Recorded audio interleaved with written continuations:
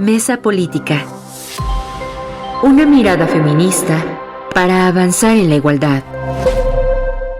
Hola, ¿qué tal? Bienvenidas a una nueva emisión de Mesa Política, una mirada feminista para avanzar en la igualdad. Yo soy Lisbeth Ortiz Acevedo, estoy en nombre de la periodista Lucía Lagunes Huerta, titular de esta emisión, y el día de hoy hablamos sobre el presupuesto que tendrán la Red Nacional de Refugios para el 2026 y también la Casa de las Mujeres Indígenas y Afromexicanas también para el 2026. Y hablamos de la controversia del Fondo de Cultura Económica a manos de su director Paco Ignacio Taibo II, sobre todo por la brecha de género que está estableciendo desde su dirección. Las y los invito a acompañarnos. Y bueno, pues vámonos a temas muy interesantes que son muy necesarios en esta época donde estamos hablando sobre temas de presupuesto para marcar el 2026, y les doy la bienvenida. Muchas gracias por conversar con nosotras esta mañana.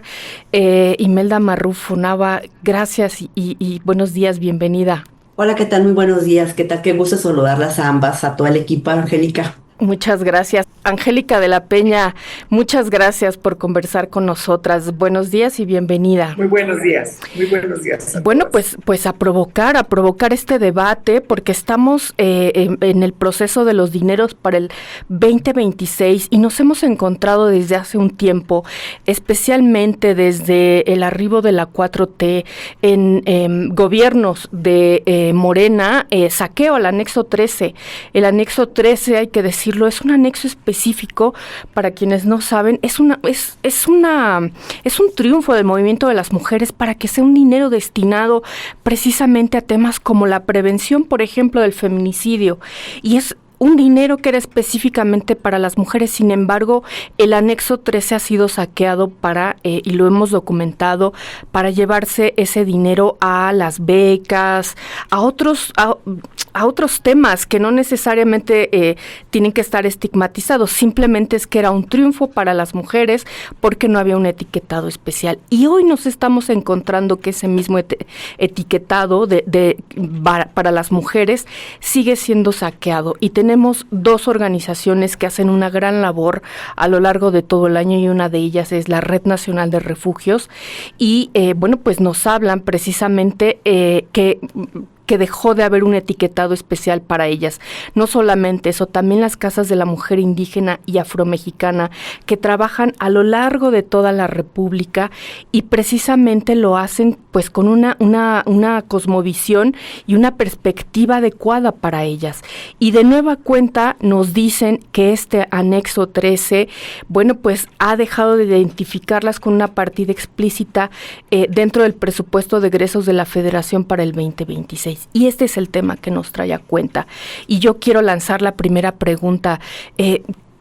¿Cómo podemos entender esto en el año de la mujer indígena, señalado por la presidenta, que precisamente a la Casa de las Mujeres Indígenas y Afromexicanas les está quitando este etiquetado? Es decir, se pierde dentro de una bolsa grande. ¿Y cómo podemos garantizar su subsistencia para los siguientes años? Bueno, pues saludándolas, por supuesto, agradeciendo esta mañana tenerlas aquí, esta conversación, y a quienes nos siguen, nos escuchan en las redes todos los lunes a las 10 de la mañana, que me encanta porque identificamos ya personas muy asiduas a este programa, y les mando un saludo afectuoso, y por supuesto a las estaciones hermanas. Arrancándonos con este tema que hemos colocado para abordar. Efectivamente, ya habíamos analizado un poco el presupuesto tanto el paquete económico en cuanto al presupuesto de egresos para la Federación. Y uno de los elementos que habíamos encontrado es que, tratándose de la Secretaría de las Mujeres, no había, digamos, un incremento, sino si tomamos en cuenta la inflación, en realidad hay una disminución del presupuesto. Y también en aquella ocasión hablábamos del incremento para varias áreas, por ejemplo, la Guardia Nacional, e inclusive llegamos a comentar que había una disminución de otras áreas, por ejemplo, salud, ¿no? Inclusive la Secretaría de de seguridad ciudadana. Digamos que ese fue uno de los puntos de partida en el análisis que hicimos. Hoy en día creo que es importante colocar el tema de específicamente de la violencia contra las mujeres, de la violencia feminicida, efectivamente, y de la situación que se ha denunciado por parte de la Red Nacional de Refugios en cuanto a lo que ha previsto el proyecto de presupuesto para el 2026. Y me parece que ese es un tema donde nos tenemos que centrar. Ocurre que, por una parte, la Secretaría de las Mujeres ha dicho que dentro de su política, pues para ser más efectivo e integral, decidió agrupar diversos ámbitos, digamos, de los espacios para la atención a la violencia contra las mujeres. Las agrupa, esa es la versión que ya nos dan o que hemos podido, digamos, leer y conocer. Las agrupan, digamos, dentro de un paquete de servicios de atención, ¿no? Digámoslo así. Y a partir de ahí es que definen el presupuesto. Lo que ocurre es que realmente esto sí, digamos, no llega a ser transparente respecto de cuál es el presupuesto destinado para los refugios para las mujeres víctimas de violencia. A mí me parecía interesante y por supuesto inclusive, debo decir, hasta necesario, escuchando meses atrás la idea de que por supuesto se diversificara en las políticas públicas para la atención y los cuidados. Y justamente esta mesa ha venido diciendo esto durante varios meses atrás, ¿cierto? Que lo que queremos es un presupuesto para los cuidados y para todos los espacios de cuidado. De hecho, en el marco del 18 de agosto pasado, ¿no? Recordaremos este evento importante que tuvo sede en la ciudad capital. Efectivamente, entonces entendería yo que la importancia de esta ampliación de la perspectiva, digamos, de atención y de cuidados, por ejemplo, a mujeres con otras áreas, no específicamente las que están en la parte de violencia extrema, sino además otras mujeres. Pero esto no implica, ¿verdad? No implica que se tenga que diluir o no transparentar al final de cuentas cuál es el presupuesto respecto de los fondos que se tenían el año pasado.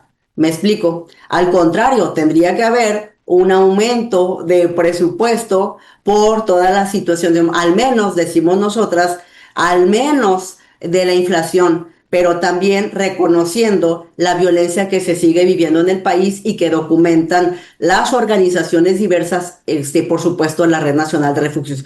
Yo abriría con este tema, por eso es que la Red Nacional de Refugios ha sido una de las actoras principales, no la única, porque afortunadamente muchas otras organizaciones sumadas a esta protesta, digamos, desde hace meses atrás, efectivamente han denunciado y otras hemos acompañado también la denuncia pública, porque efectivamente una de las cosas que no hay, además de presupuesto, o sea, entendido en la lógica de la que estoy hablando, por supuesto, no significa que no haya. Ojo, estoy hablando respecto de el proyecto de presupuesto. Entonces, creo yo que efectivamente ahí está el gran tema. Si pretendes, digamos, abrir otros espacios de cuidados para la atención y que ese es uno de los focos que estás presentando, pues en realidad no debería de disminuirse y sí de transparentarse el recurso para los refugios en este país. Así es, y consolidarse. Angélica de la Peña, ¿qué pasaría si dejamos agrupadas como todas las, por ejemplo, las casas de las bueno, decirlo en plural, de las mujeres indígenas y afromexicanas y de la Red Nacional de Refugios, porque cada año es lo mismo. Cada 3 o 4 meses iniciado el año no ha llegado el recurso, a pesar de que ya hay una partida para ellas. Pasa medio año y todavía no ha llegado el primer recurso para ellas. Y entonces, quedarse en una sola bolsa agrupada, ¿qué sucedería con ellas, con ambas, con la Red Nacional de Refugios, que hacen un trabajo extraordinario, y bueno, pues con las casas de las mujeres indígenas y afromexicanas? Bueno, yo creo que hay que ir al fondo del problema. Yo lo que analizo es que este gobierno, todo lo que se haya hecho atrás, antes de que llegara López Obrador, todo eso no sirve, es neoliberal y hay que irlo quitando. Y eso han hecho.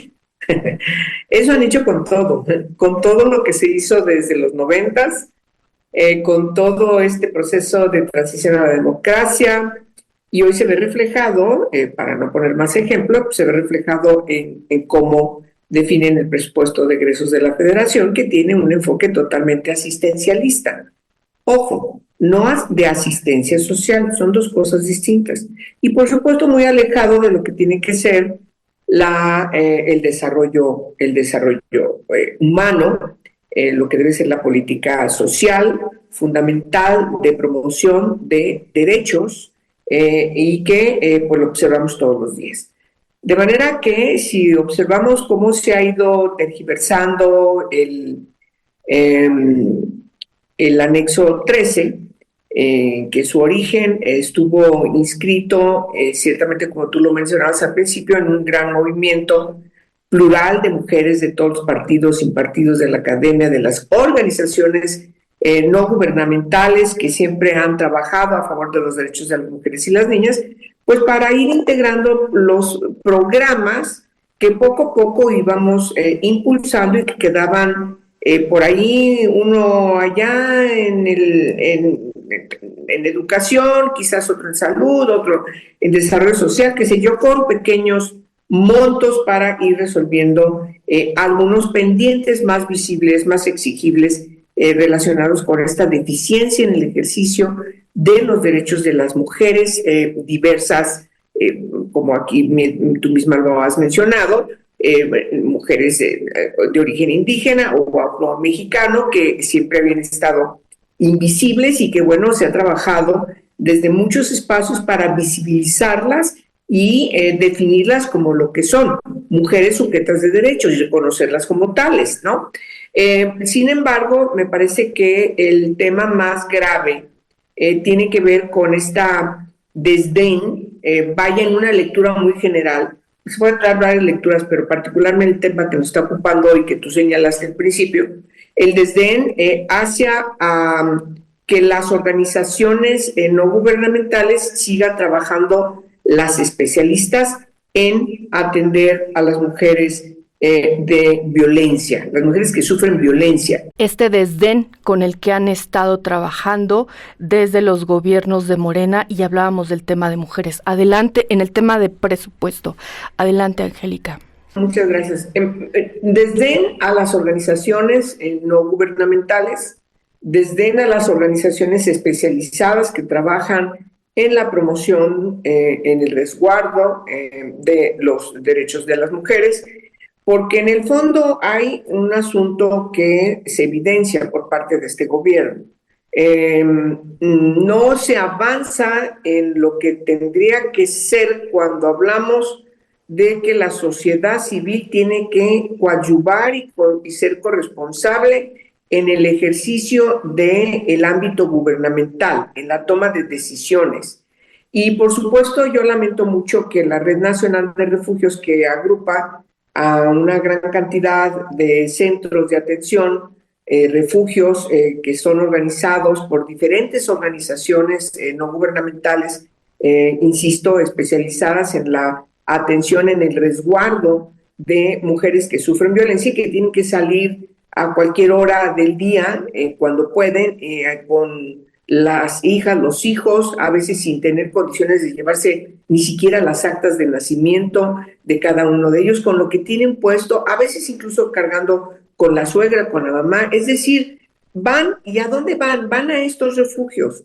Esos refugios que muchos de ellos tienen que estar cambiando el domicilio, porque cuando los susodichos violentadores saben dónde están, llegan con otros. Hay casos terribles, no nos da tiempo para hablar de todas estas historias horrendas, en donde yo conocí varios, por ejemplo, donde el susodicho violentador era un policía y llegaba con otros policías a sacar a fuerza a su esposa para llevársela arrastrándola por el piso. Detrás de esta actitud de no entender el papel que juegan estos centros de atención de resguardo, los refugios para mujeres violentadas en todo el país, insisto, en una coadyuvancia respecto a la responsabilidad que tiene el Estado, pero que no es suficiente y que tiene que haber en cualquier democracia republicana, tiene que haber este trabajo también desde las organizaciones de la sociedad civil. De eso trata los gobiernos abiertos, de eso trata el avance de la exigibilidad de derechos de las mujeres. Nos decimos, necesitamos que las organizaciones no gubernamentales también especializadas también participen en la protección de estas mujeres. Y este desdén, efectivamente, al quitarles el presupuesto, lo único que está dando como consecuencia es de que ya empezaron a ya no atender el marco de atención que daban. La circunscribieron a muchos menos mujeres y ya no hallaban qué hacer, cómo canalizar a las otras mujeres, y por supuesto hay muchas de ellas, de estos refugios empezaron a cerrar. Es un problema muy grave, pareciera que no es importante, pero si estás hablando de que 2 de cada 3 mujeres en este país de entre 15 y 40 años han sufrido algún tipo de violencia, pues y que lo dicen, porque muchas no lo dicen, entonces estás hablando de que es un problema ancestral muy grave, un problema que tiene que atenderse y que observamos que las instancias de gobierno, empezando por la Secretaría de Mujeres, pues no puede sola. Y menos cuando su enfoque es hacer sus trabajos como un ámbito allí aislado y no cumplir con el objetivo fundamental de lo que debe ser una secretaría en el marco de un gabinete que está dando línea y que está trabajando de manera integral, con enfoques integrales desde la gobernanza para resolver los problemas que debe tener. Es decir, ¿qué tiene que ver la Secretaría de Salud? ¿Qué tiene que ver la Secretaría de Educación? ¿Qué tiene que ver la Secretaría de Seguridad?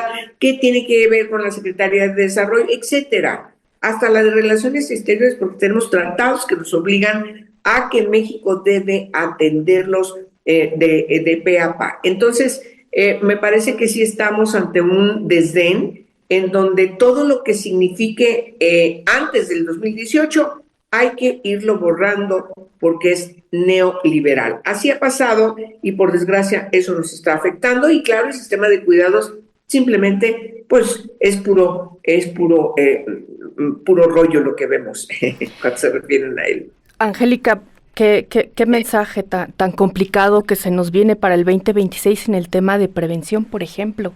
Como bien dices, hay mujeres que tienen que salir en la noche corriendo a resguardarse de la vida junto con sus hijos, y es la Red Nacional de Refugios quien atiende esta circunstancia.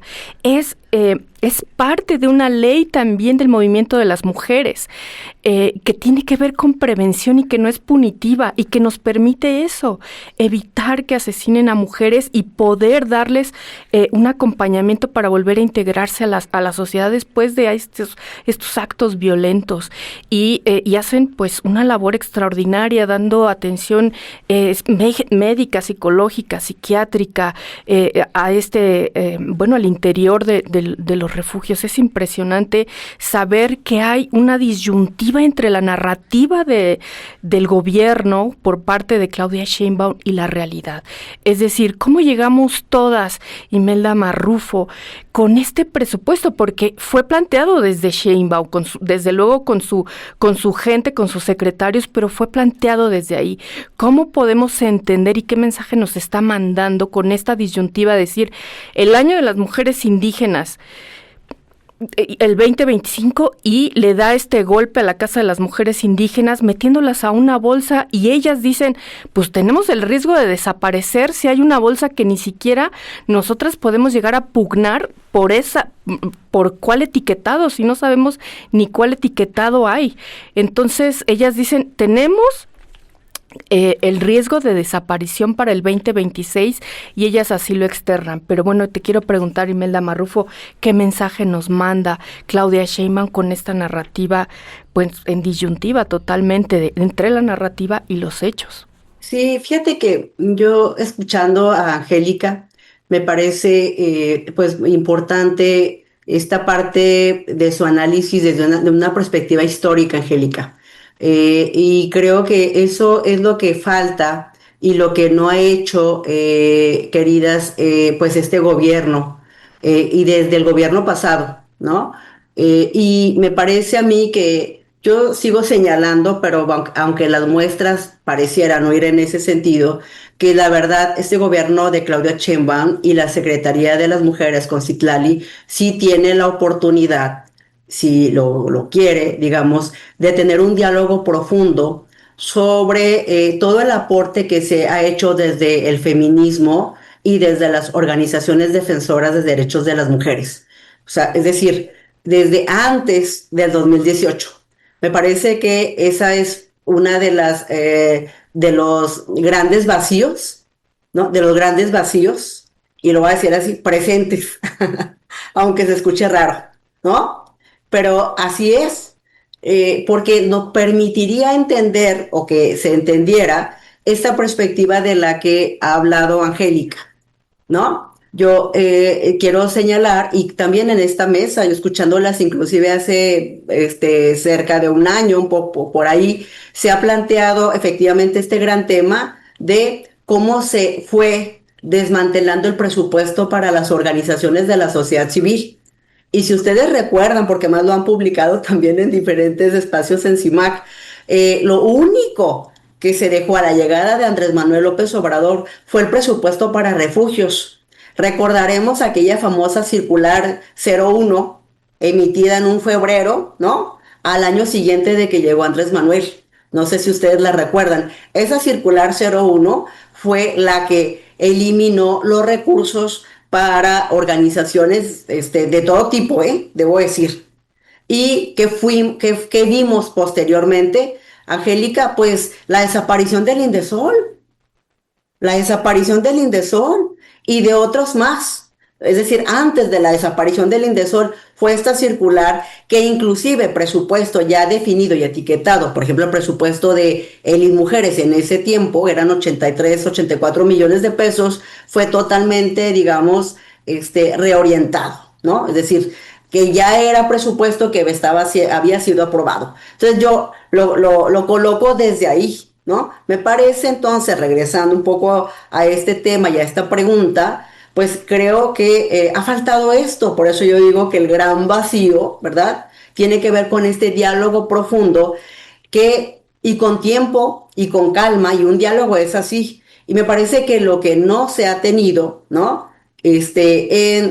Con Citlali, aunque pareciera a veces dar visos de intención, pero no se ha concretado un proceso realmente de diálogo, de debate y de discusión para poder entender con claridad si efectivamente, como se dice Angélica, el puro rollo, ¿verdad?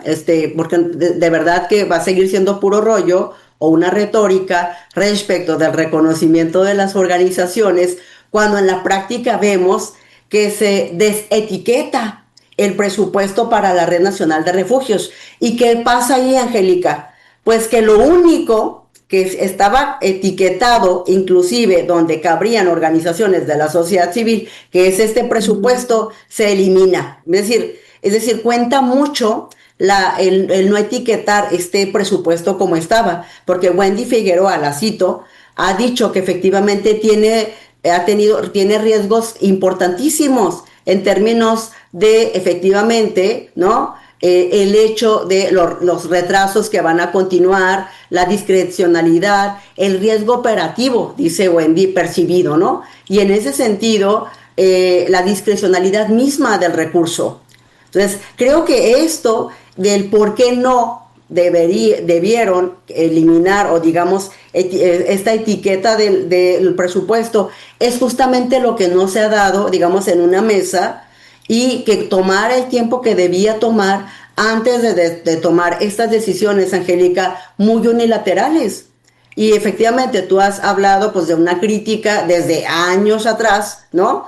Efectivamente, y yo la quiero recolocar desde ahí, porque hay coincidencias en que te claro que la relevancia de la atención a la violencia feminicida, etcétera, etcétera, y lo que les hemos escuchado, pero en la manera de cómo están pensando y cómo conciben, realmente en la práctica no definen, más allá del rollo, ¿no? Y de la retórica, donde efectivamente hay un valor de la sociedad civil organizada, que además, dicho sea de paso, generamos mayor recurso del recurso propio otorgado por las instituciones de gobierno, debo decir eso. Qué interesante análisis han hecho las dos, me parece fundamental. Vamos a hacer otro corte y volvemos para hablar de este golpeteo histórico que hemos tenido desde las organizaciones de la sociedad civil y dirigido a las mujeres, y que hoy está ese golpeteo en el presupuesto y que las pone en entredicho para sobrevivir el 2026. Les quiero recordar que las casas, la red de las casas de mujeres indígenas y afromexicanas están enviando un change.org para exigir garantía al presupuesto para su proyecto durante el 2026, y está activo para quienes quieran sumarse y firmar change.org solicitando eso, que se respete su presupuesto y se les garantice, desde luego, con la etiqueta necesaria. Bueno, Angélica, qué interesante. Sí, efectivamente tiene un trasfondo político lo que estamos viviendo, y hoy parte de este golpeteo tiene que ver pues como con la herencia que se quedó desde Andrés Manuel López Obrador. Y es muy desafortunado. Incluso CIMAC sacó un informe que se llama Las formas de asedio contra la prensa, y que nunca lo habíamos visto, este golpeteo, y hoy es inaudito el estar mirando cómo tienen que pugnar por presupuestos ya ganados históricamente. Esto es muy desafortunado, y pues ¿qué es lo que viene? ¿Qué es lo que sucedería en este sentido? ¿Qué es lo que sucedería con ellas en caso de no haber revés? Porque me parece, y que tú también lo pones ahí, la voz de la Secretaría de las Mujeres está como muy silenciada. No la escucho exigiendo que se garantice ese presupuesto a estas organizaciones civiles. Es decir, las veo muy solas en la lucha. Desde el gobierno no le veo a alguien que esté en favor de ellas. ¿Y cómo será este cabildeo al interior del Congreso para poder encontrar esa etiqueta? ¿Lo van a lograr en estas próximas semanas, Angélica? Bueno, próximos horas. Mira, el problema que estamos tocando evidencia también otro asunto del que hemos hablado mucho. Nosotras hemos trabajado desde mucho tiempo atrás. CIMAC ha sido permanentemente la evidencia desde el periodismo de estos trabajos. Yo uso menos luchas porque creo que el trabajo, la lucha tiene una connotación diferente, pero sí ha sido un trabajo muy intenso para lograr tener la paridad en los espacios de decisión. Desde el 2014 logramos que en los congresos, en todas las cámaras, todo el poder legislativo en el ámbito federal y local, hubiese la mitad de sus integrantes mujeres. Hoy tenemos más del 50% de diputadas. No es un asunto del Congreso de la Unión, es un asunto de la Cámara de Diputados, no del Senado. Es la Cámara de Diputados la que tiene que aprobar el presupuesto de egresos de la Federación a partir de un proyecto que le llega del gobierno. Ya señalamos, identificamos que la Secretaría de las Mujeres no hizo su trabajo para garantizar, proponer desde el gobierno presupuestos a favor de los derechos de las mujeres, sobre todo estas mujeres que necesitan más apoyos porque son las que sufren mayor discriminación. Las mujeres indígenas y las mujeres afrodescendientes siguen estando atrás, siguen estando muy atrás, muy atrás respecto de las otras mujeres como nosotras que estamos en las ciudades, que tenemos más posibilidades de encontrar asideros que nos permitan avanzar, pero ellas están siendo discriminadas ancestralmente y están en una situación de abandono. No están... ni siquiera tienen acceso a medios de comunicación que les puede estar orientando y muchas de ellas incluso están aisladas desde el punto de vista geográfico. O sea, no estamos hablando de cualquier grupo social. Estamos hablando de millones de mujeres que se encuentran en una situación de discriminación ancestral. La obligación del gobierno y de la Secretaría de las Mujeres es garantizar que todas esas mujeres que están abajo suban a encontrarse al nivel en la que nos encontramos, pues digamos, la mayoría de las mujeres en las ciudades. Es decir, que tengan acceso a lo más elemental, y cuando estamos hablando de violencia, pues resulta que esa violencia la padecen todos los días, todos los minutos de su vida, y están totalmente aisladas y nadie ve por ellas. Por ejemplo, no hay ninguna orientación desde la educación para empezar a educar a las niñas y a los niños indígenas a que se reconozcan como padres, por poner un ejemplo de muchísimos que podemos poner, y que es tarea de la Secretaría de las Mujeres. Entonces, cuando llega el presupuesto de egresos a la Cámara de Diputados y no vemos una acción empoderada de la Secretaría de las Mujeres, donde se note que influye en el presupuesto, ya no digas el anexo 3, en todo el presupuesto,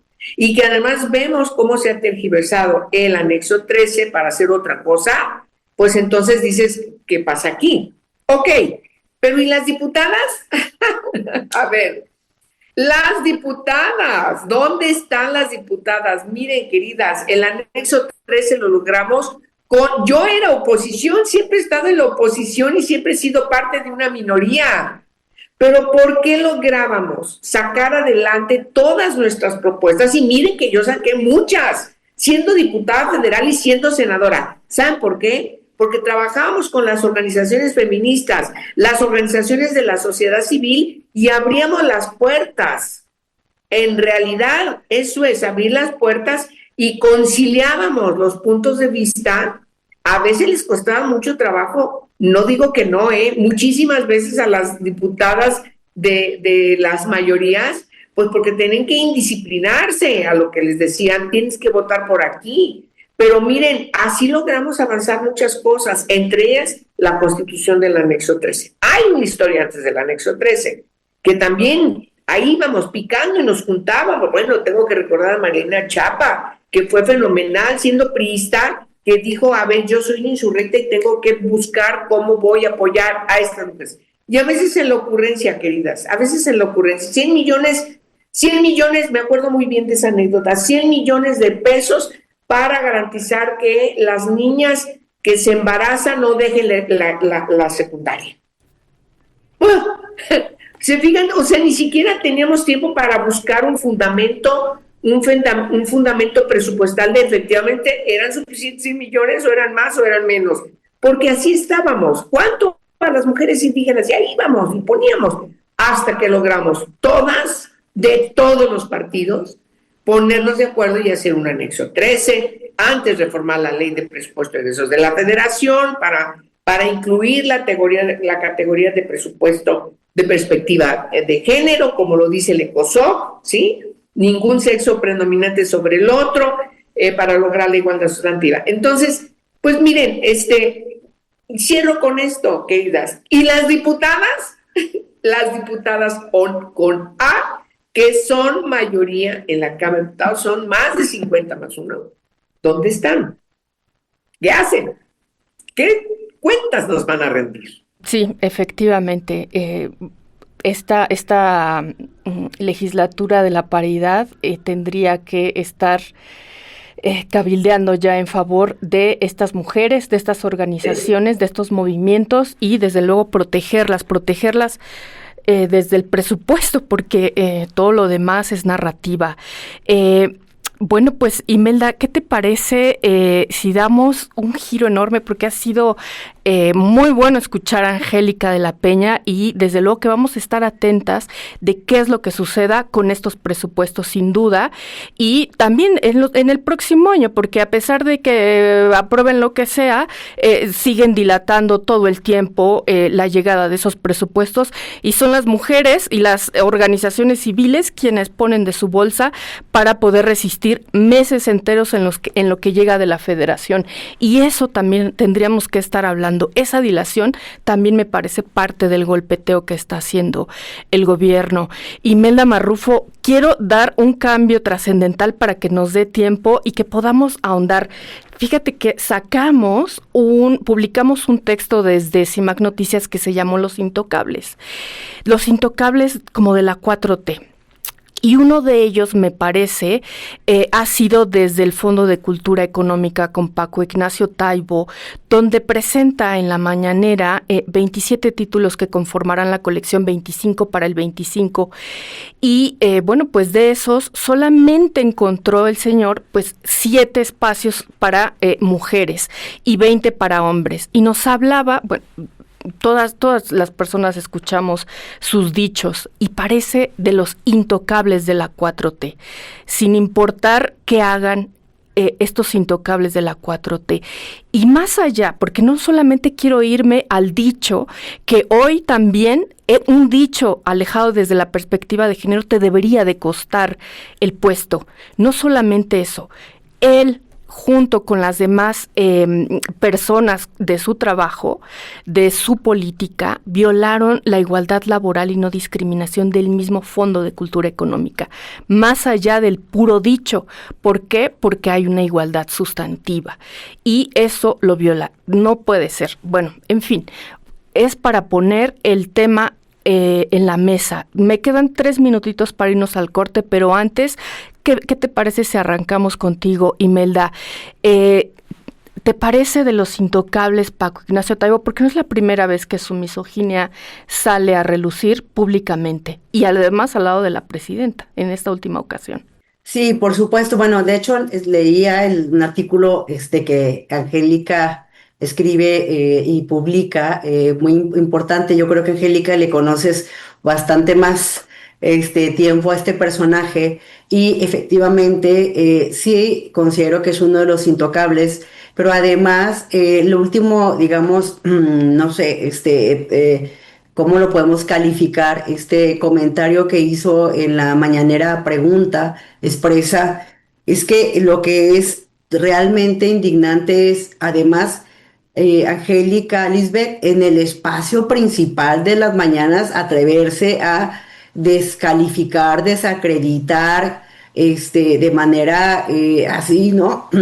Patán, barbaján, ¿no? O sea, tal cual, a las mujeres escritoras, porque finalmente lo que termina haciendo es justificar su sesgo de misoginia al poder descalificar que no existen mujeres más allá del 26% de las mujeres a las que se definió, que fueron 7 mujeres en América Latina. No existen más mexicanas, no hay mexicanas que sean dignas de o con capacidades o cualidades literarias para formar parte de este compendio. Entonces, ahí es donde creo que está efectivamente cómo es posible, como tú bien lo comentas, que un personaje de esta calaña, valga la expresión, pero un personaje así pueda tener este cargo público que además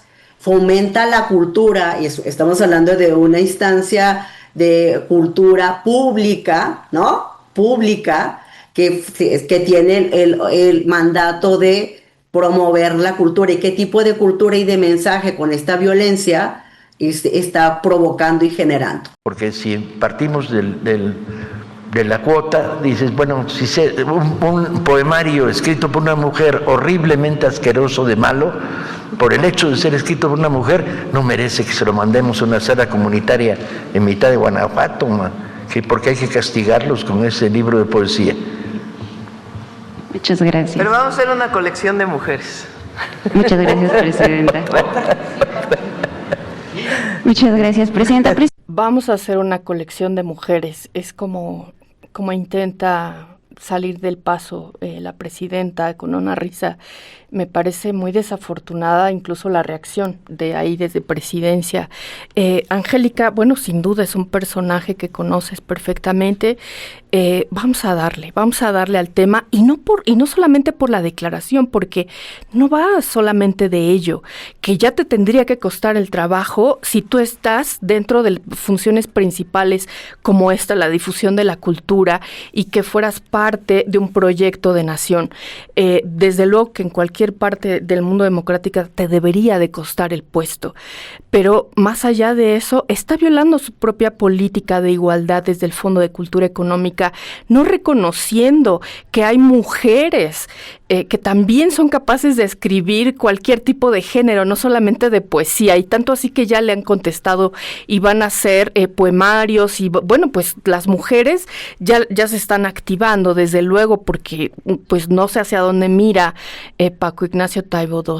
¿Qué tenemos que hacer, Angélica, con estos intocables? Porque él representa uno de tantos que hemos estado viendo toda la semana, de estos intocables, que al menos en otros sexenios me parecía que había una mano dura y que los callaba y que decía, ¿no? Como que te alineas, en fin, y había sanciones, y hoy me parece que este es uno de tantos intocables, machirulos que pasan por la vida, y que nos damos cuenta además que el de izquierdas pues es tan misógino como el de derechas y de cualquier otra ideología partidista o filosofía política.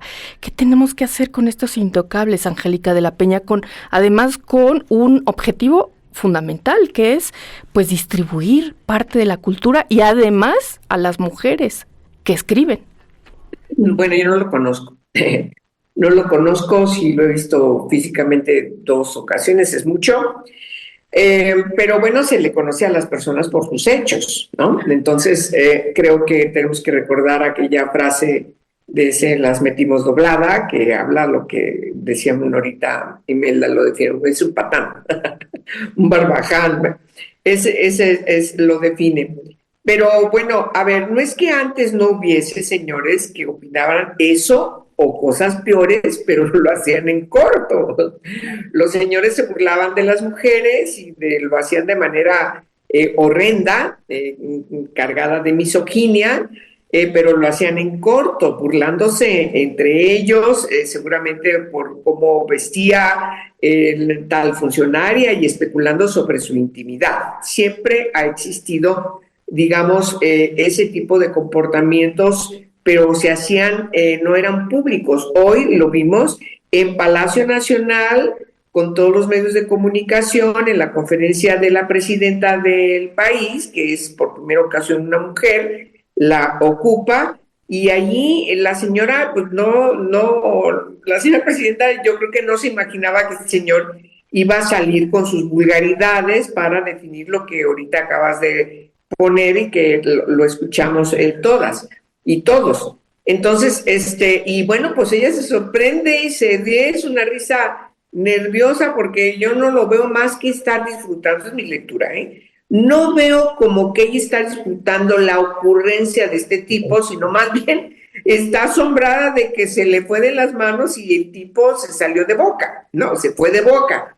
Y entonces, se le viene lo que dice, vamos a hacer uno de puras mujeres, porque ya tenía que salir al paso. Pero bueno, ese tipo de hombres efectivamente llevan a la exigibilidad de que la política tiene que pasar por un proceso de vindicación, porque por eso tiene tan mala fama, ¿no? Quienes se dedican a la política, porque lo que hacen no tiene nada que ver con lo que debe ser esta categoría, que además tenemos que ponerle en toda su relevancia como la alternativa a las guerras. Por favor, queridas, el día que fracase la política, y ahí toda la historia de la humanidad nos lo ha reflejado, pues viene la guerra. Entonces, la política siempre tiene que estar bien puesta en la mesa para buscar los diálogos entre los diferentes, entre los contrapuestos inclusive. Hoy lo vemos en el mundo, cómo se están diferentes mesas tratando, diferentes presidentes de diferentes países tratando de poner fines a las guerras que tenemos en varios lugares del mundo, porque la amenaza de una tercera guerra mundial está a la vuelta de la casa. Entonces, sí, la política tiene que servir para eso. Y cuando tienes este tipo de personajes, pues es, ¿qué tienen que hacer estos señores en la política? Pero es lo primero que se nos ocurre, ¿no?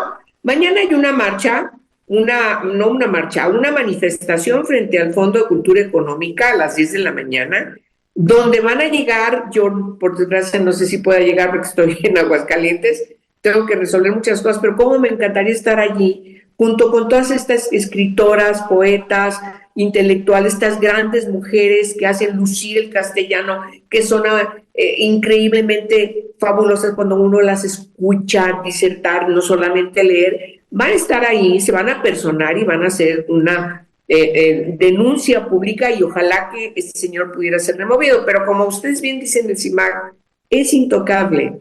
Ya tiene 7 años, no sé cuántos años tiene ahí, y es de los consentidos del presidente López Obrador, es consentido de Morena, es un funcionario importante Morena, y bueno, pues me parece que no hay manera de que eso se recomponga hasta que venga un cambio. Yo no sé cómo puede darse ese cambio, ya estoy metiéndome en otros bretes, pero sí es muy lamentable sus comentarios contra las mujeres intelectuales, las poetas, escritoras, y bueno, pues lo que dijo fue deleznable a todas luces. Es un tipo que además no se va a disculpar, pero no va a ofrecer disculpas a nadie, porque se enorgullece de pensar así.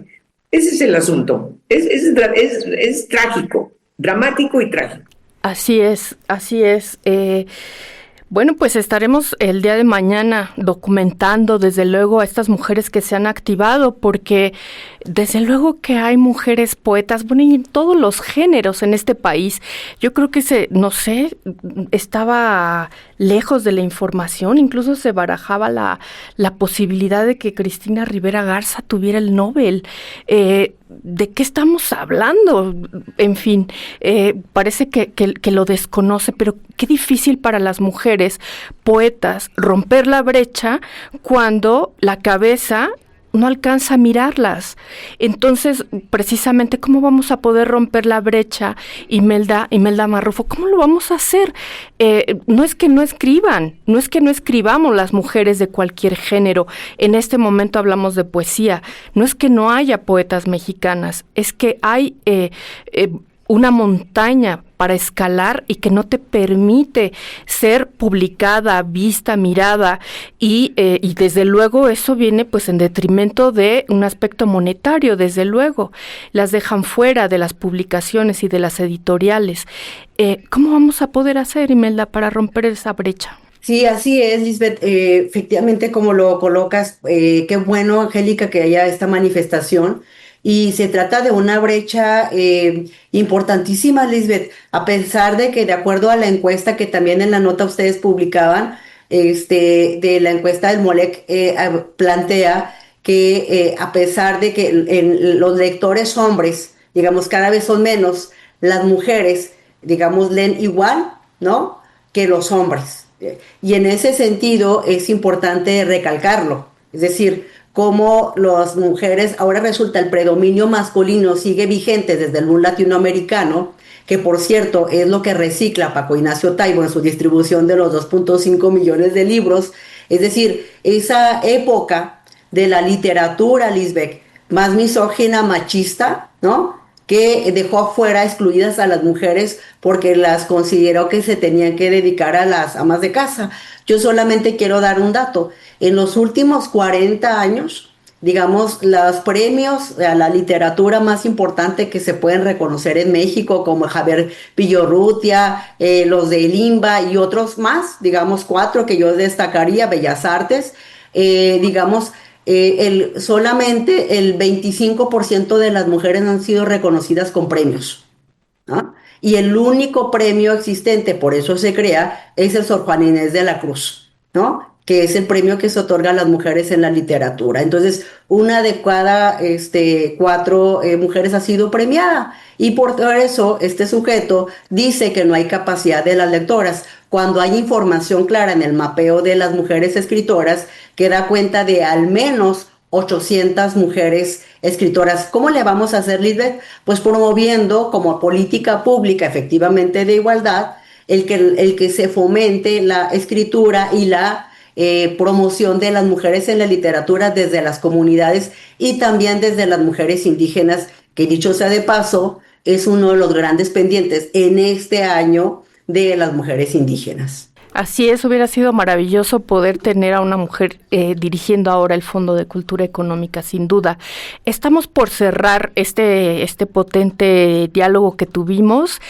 Hablamos de presupuesto y también de estas brechas de las mujeres ante la literatura y que escapan desde luego a ellas.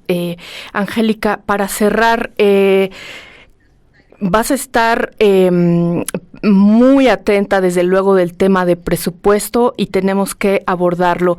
¿Con qué te quedarías tú para el tema de presupuesto en el tema de la Red Nacional de Refugios y de las casas de la mujer indígena y afromexicana para hacerlo garante en las próximas horas, como bien lo dices, y con qué nos quedamos para la agenda de próximos días? Pues mira, simplemente ojalá que las diputadas escuchen a estas dirigentes que seguramente ya lo están haciendo para que presenten los argumentos respecto de la importancia de que ellas tengan presupuestos que les permitan trabajar en este tipo de encomiendas que son muy necesarias, todavía son muy necesarias en el país. Ojalá que no tuviéramos necesidad de tener refugios para mujeres violentadas, a donde vayan a eso, a refugiarse para no perder la vida, para poner un alto a la violencia que padecen. Ojalá que eso ya no existiera, pero todavía nos va a faltar mucho y me parece que la coadyuvancia y la corresponsabilidad, que son dos categorías que mencioné en mi primera parte, son indispensables, sean tomadas en cuenta por las diputadas y valoren la necesidad de que haya presupuestos para que estos refugios trabajen como están siendo diseñados cada uno de ellos y por supuesto no cierren y puedan atender a estas mujeres que lo necesitan. Y lo mismo con las mujeres afrodescendientes e indígenas. Ahí es un asunto más estructural, también lo dije, y me parece que eso equivale a un tema de un próximo lunes para visibilizarlas en toda la situación de su vivencia y cómo a pesar de los siglos y a pesar de que ya estamos en el siglo XXI, siguen sufriendo una discriminación ancestral que es necesario visibilizar. Muchas gracias, Imelda Marrufo. Muchas gracias, Angélica de la Peña. Gracias. Estas cronistas de la actualidad, tan importante escucharlas. Muchas gracias. Yo soy Lisbeth Ortiz Acevedo y estoy a nombre de la periodista Lucía Lagunes Huerta. Y bueno, pues eso fue todo en este episodio de Mesa Política, una mirada feminista para avanzar en la igualdad. Las y los invito a compartirnos sus comentarios en nuestras redes sociales. Recuerden que pueden escuchar el resto de nuestros episodios en Spotify. Mesa Política. Una mirada feminista para avanzar en la igualdad.